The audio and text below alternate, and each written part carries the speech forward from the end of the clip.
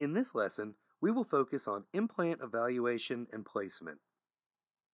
To begin, double-click the CS3D imaging icon to open, then single-click the first DICOM slice of the appropriate scan and click OK. This will open the patient's CBCT scan. Once open, we must move to the Curve Slicing tab to use the implant module. Once you move to Curve Slicing, you will need to be sure that a panoramic curve has been drawn. To draw a panoramic curve, or if your software has automatically created a panoramic curve and you wish to redraw it, simply click the Arch Curve tool. Use the slider bar beneath the axial view to move the slicing up or down.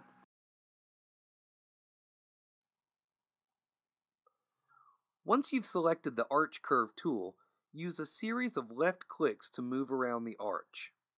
In this example, we're drawing a mandibular curve, so try to click along the mandibular nerve canal. You may use the scroll wheel on your mouse to move inferiorly or superiorly to visualize the canal. Double-click when finished. Once your curve is drawn, your panoramic and transaxial views will appear on the right. Keep in mind that the transaxial view is a cross-sectional slice along the long axis of the blue line in the panoramic image. To map the mandibular nerve, left-click and hold the larger of the two blue balls in the panoramic image and move until you visualize the mental foramen. Click the Nerve tool, click once outside the mental foramen, once inside, and then move up to the panoramic image to finish tracing the nerve with a series of left clicks along the nerve canal. Use the mouse wheel to adjust the focal trough for better visualization. Double-click when finished. You may then move through your tracing using the large blue ball or by scrolling your mouse wheel with your mouse hovered over the transaxial slice to check the nerve tracing. To correct a point, single left-click the orange movement node and drag it into position. To evaluate a site for a potential osteotomy, use the large blue ball to move to your region of interest.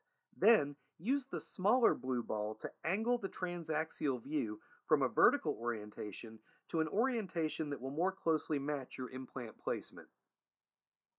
You can then perform measurements using the ruler tool. Click the ruler tool, then a single left click to start the measurement and another to end. You may do as many measurements as you like.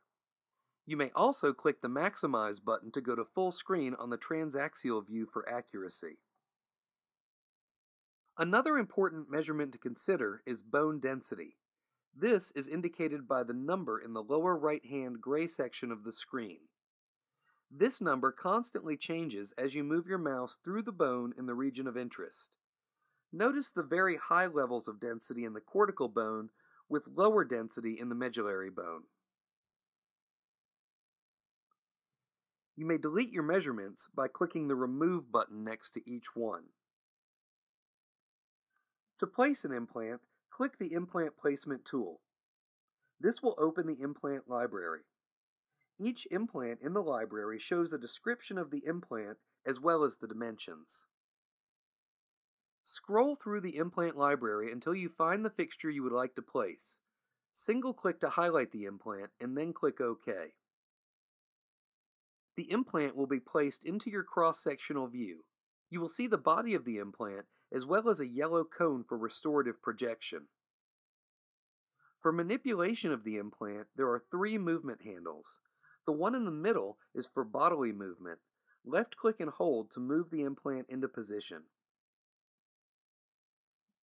There are also handles for apical rotation and occlusal rotation.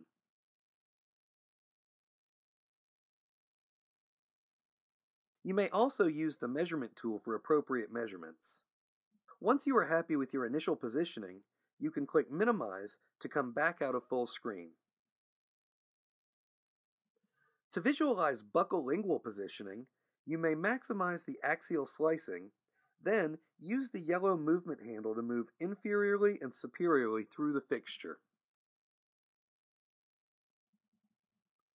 You can also bring the 3D rendering up to full screen, scroll the mouse to zoom, Left-click and hold to rotate, and then, under 3D adjustments, adjust the opacity to show your patient your proposed placement in bone and the relationship to the nerve. You are now prepared to use CS3D imaging basic implant functionality. Please also see our next lesson, which covers advanced features and implant library setup.